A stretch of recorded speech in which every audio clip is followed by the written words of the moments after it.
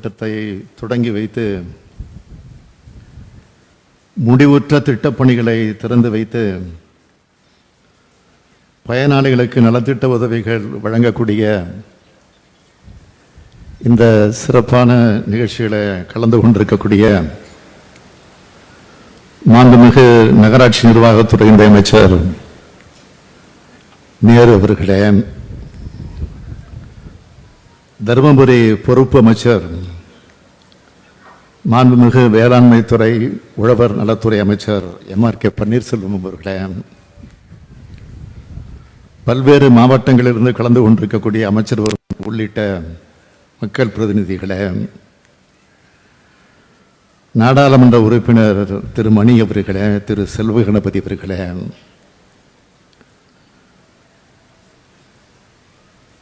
சட்டமன்றத்தினுடைய பாட்டாளி மக்கள் கட்சியினுடைய தலைவர் மதிப்பிற்குரிய GK மணி அவர்களே, சட்டமன்ற உறுப்பினர் திரு வெங்கடேஸ்வரன் அவர்களே, சேலம் ராஜேந்திரன் அவர்களே, சிறப்பு அலுவலர் திரு மோகன் IAS அவர்களே, மாவட்ட ஆட்சித்தலைவர் திருமதி சாந்தி IAS அவர்களே, உள்ளாட்சி அமைப்புகளின் பிரதிநிதிகளே, அரசு உயர் அலுவலர்களே, வருகை தந்திருக்கக்கூடிய பெரியோர்களே, தாய்மார்களே, நலத்திட்ட உதவிகள் பெறுவதற்காக வருகை தந்திருக்கக்கூடிய பயனாளி பெருமக்களே, பத்திரிகை மற்றும் ஊடகத்துறையை சார்ந்திருக்கக்கூடிய நண்பர்களே, உங்கள் அனைவருக்கும் முதலில் என்னுடைய நன்றியை வணக்கத்தை தெரிவித்துக் கொள்ள விரும்புகிறேன். சட்டமன்ற தேர்தலுக்கு முன்னாடி ஒவ்வொரு தொகுதிக்கும் போய் மக்களை நான் நேரடியாக சந்தித்தேன். அந்த நிகழ்ச்சிக்கு உங்கள் தொகுதியில் ஸ்டாலின்னு பேர் வச்சோம். கொளத்தூர் மட்டும் இல்லை, அதான் என்னுடைய தொகுதி கொளத்தூர் மட்டும் இல்லை, தமிழ்நாட்டில் இருக்கிற எல்லா தொகுதிகளும் என்னோட தொகுதிகள் தான் என்ற எண்ணத்தோடு அந்த பயணத்தை தொடங்கினேன். மேடையில் எனக்கு பக்கத்தில் ஒரு பெரிய பெட்டியை வச்சு அதில் பொதுமக்கள் தங்களுடைய தொகுதிக்கான தேவைகள், கோரிக்கைகள் இதெல்லாம் எழுதி போடலான்னு சொல்லி அதில் எழுதி போட வச்சோம்.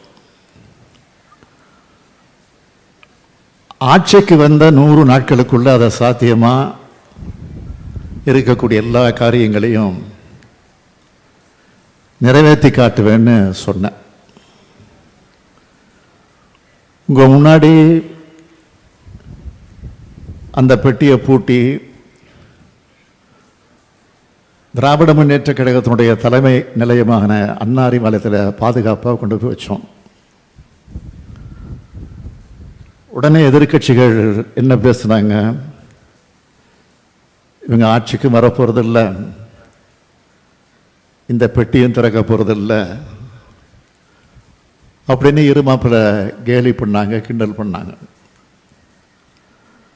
ஆனால் பொதுமக்களான நீங்கள் திமுக மேலேயும் என் மேலையும் நம்பிக்கை வச்சு அந்த கேலி மனிதர்களை தோக்கடிச்சு எங்களுக்கு பெரிய வெற்றியை தேடி தந்தீங்க. ஆட்சிக்கு வந்ததும் உங்களுடைய மனுக்களை கவனிக்கிறதுக்காகவே புதுசாக ஒரு துறையை உருவாக்கினேன். அந்த துறையோட பெயர் உங்கள் தொகுதியில் முதலமைச்சர். என்கிட்ட கொடுக்கப்பட்ட மனுக்கள் துறை வாரியாக பிரித்தோம். அதிலிருந்து நடைமுறை சாத்தியம் உள்ள 2,29,216 மனுக்களுக்கு உடனடியாக தீர்வு கட்டோம். மக்கள் வச்ச கோரிக்கைகளில் சாத்தியமுள்ள அனைத்தையும் நிறைவேற்றியிருக்கிறோம். தேர்தலுக்கு முன்னாடி வாங்கின மனுக்களுக்கு தீர்வு கண்டதோட எங்களுடைய கடமை முடிஞ்சிருச்சுன்னு நாங்கள் நினைக்கல. இனிமேல் தான் கடமை தொடங்குதுன்னு நினச்சி உழைப்பை கொடுத்தோம். அதனால தான் தொடர்ந்து மனுக்களை வாங்கணும், அதை முறைப்படுத்தணும். எப்படியெல்லாம் முறைப்படுத்தணும்னு சொல்லணும்னா, முதலமைச்சருடைய தனிப்பிரிவு, முதலமைச்சரின் உதவி மையம், ஒருங்கிணைக்கப்பட்ட குறைதீர்ப்பு மேலாண்மை அமைப்பு, உங்கள் தொகுதியில் முதலமைச்சர் துறைன்னு எல்லாத்தையும் ஒருங்கிணைச்சு முதல்வரின் முகவரின்னு புதுசாக ஒரு துறையை உருவாக்கணும். பொதுமக்களுடைய கோரிக்கைகள் எந்த இடத்துலையும் எங்களுடைய பார்வையிலிருந்து தவறிவிடக்கூடாதுன்னு தான் இது எல்லாத்தையும் ஒருங்கிணைச்சோம். முதலமைச்சரின் தனிப்பிரிவில் பெறப்படக்கூடிய மனுக்கள் மட்டும் இல்லாமல் இணையதளம், அஞ்சல், சமூக வலைதளம், மாவட்ட நிர்வாகத்து மூலமாக தரப்படக்கூடிய மனுக்கள், அமைச்சர்கள் மற்றும் மக்கள் பிரதிநிதிகிட்ட கொடுக்கப்படுகிற மனுக்கள், இப்படி எல்லா மனுக்களும் ஒரே இடத்துக்கு போய் சேருது.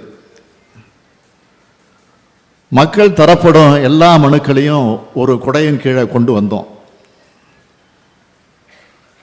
எல்லா மக்களுடைய கோரிக்கைகளையும் தலைமைச் செயலகத்துக்கு வந்துடுச்சு. நான் முதலமைச்சராக பொறுப்பேற்றதும் முதல்வரின் முகவரின் துறையின் கீழ் இப்ப வரைக்கும் பெறப்பட்ட 68,30,681 மனுக்கள்ல 66,25,304 மனுக்களுக்கு உரிய முறையில் தீர்வு கண்டிருக்கும். அதுலேயும் தருமபுரி மாவட்டத்தில் மட்டும் 72,438 மனுக்களுக்கு சாதகமான முறையில் தீர்வு அளிக்கப்பட்டிருக்கு. இப்போ நான் சொன்னதெல்லாம் நீங்கள் அரசு துறை அலுவலர்களுக்கு போய் மனுக்களை கொடுத்ததை பற்றி. ஆனால் அந்த நிலையை மாற்றி பொதுமக்கள் அதிகமாக அணுகிற முக்கியமான 13 அரசு துறைகள் நகரங்களுக்கும் கிராமங்களுக்கும் நேரடியாக போய் மக்களாகிய உங்ககிட்ட உங்கள் ஊர்லேயே மனுக்களை வாங்கி பதிவு செஞ்சு அதுக்கு 30 நாட்களுக்குள்ள தீர்வு காண நான் உத்தரவிட்டேன். அதன்படி உருவானது தான் இந்த மக்களுடன் முதல்வர் திட்டம். முதல் கட்டமாக மாநகராட்சிகள், நகராட்சிகள், பேரூராட்சிகள் மற்றும் நகர்ப்புறங்கள் ஒட்டி இருக்கக்கூடிய கிராம ஊராட்சிகளில் இந்த முகாம்கள் நடத்தப்பட்டுச்சு. இந்த முகாம்கள் வாயிலாக பெறப்பட்ட சுமார் 8,74,000 மனுக்களுக்கு இது வரைக்கும் தீர்வு கண்டிருக்கும். இந்த தருமபுரி மாவட்டத்தில் நகர பகுதிகளில் 3,107 மனுக்கள் பெறப்பட்டு 30 நாட்களில் 1,868 மனுக்களுக்கு சாதகமான முறையில் தீர்வு அளிக்கப்பட்டிருக்கு. இப்படி இந்த திட்டம் மக்களுக்கு பயனளிக்க தொடங்கினதுனா காரணத்தினால தான் இப்போ ஊரக ஊராட்சிகளுக்கும் விரிவு செஞ்சுருக்கோம். அதை தொடங்கி வைக்கத்தான் நான் இங்கே வந்திருக்கிறேன். கடந்த முறை தேர்தல் பரப்புரைக்காக நான் வந்தேன். இப்போ நீங்கள் கொடுத்த வெற்றிக்கு நன்றியா உங்கள் மாவட்டத்துக்கான அறிவிப்புகளை வெளியிடுறேன். 51 கோடி ரூபாய் செலவில் அரூர் அரசு மருத்துவமனையோட உட்கட்டமைப்பு வசதிகள் மேம்படுத்தப்படும். கடந்த சட்டமன்ற தேர்தல் பரப்புரையும் போது கொடுத்த வாக்குறுதியான தருமபுரி வெண்ணம்பட்டி சாலையில் புதிய ரயில்வே மேம்பாலம் 38 கோடி ரூபாய் செலவில் அமைக்கப்படும். மோபிரிப்பட்டி தொட்டம்பட்டியை இணைச்சு அரூர் பேரூராட்சி, அரூர் நகராட்சியாக தரம் உயர்த்தப்படும். பஞ்சப்பள்ளி, ராஜபாளையம் அணைக்கட்டுகள் 5,50,00,000 ரூபாய் மதிப்பீட்டில் புனரமைக்கப்படும். சிட்லிங் அரசனத்தம் பகுதியில் பழங்குடியினர் உற்பத்தி செய்யும் ராகி, சாமை, வரகு ஆகியவற்றை மதிப்பு கூட்டு பொருளாக்க கிடங்கு மற்றும் பொது செயலாக்க மையம் அமைக்கப்படும்.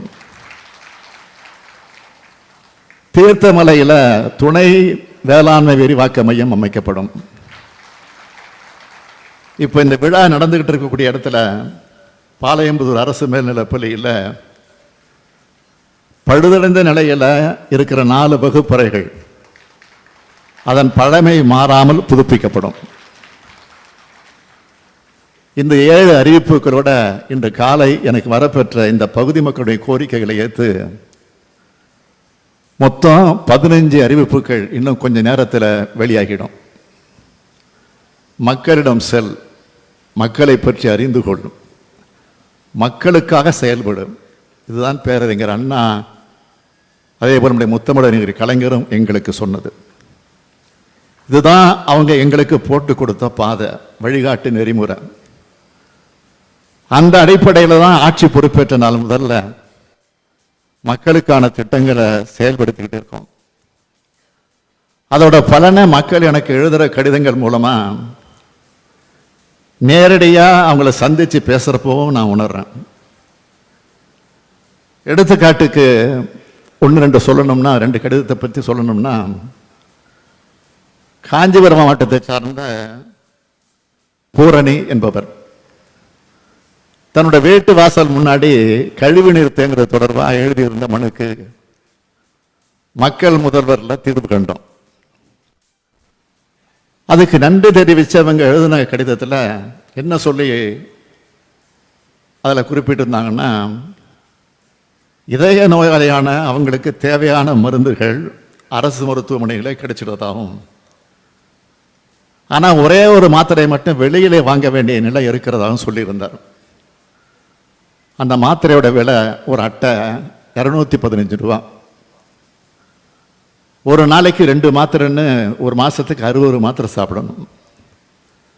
கலைஞர் மகளிர் உரிமை திட்டத்தில் கொடுக்கிற 1000 ரூபாய் இதுக்கு ரொம்ப உதவியாக இருக்கிறதாகவும், கடந்த 8 மாதமாக இந்த தொகையில தான் மருந்து வாங்குறதாகவும் அந்த கடிதத்தில் அவங்க சொல்லியிருந்தாங்க.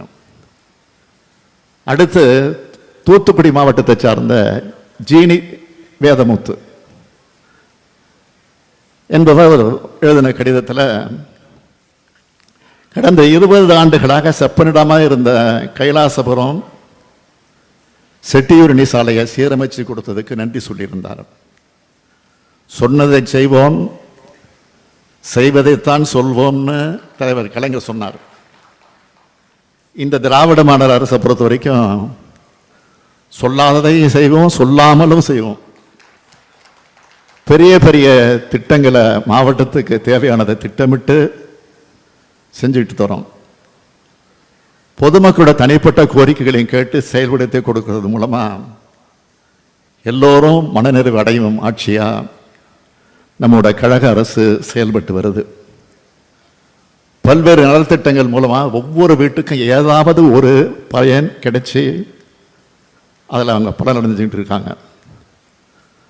அதே மாதிரி மக்களுடன் முதல்வர் திட்டத்து மூலமா யாருக்கும் எந்த குறையும் இல்லை என்ற நிலையை உருவாக்க நாங்கள் இப்போ பாடுபட்டுக்கிட்டு இருக்கோம்.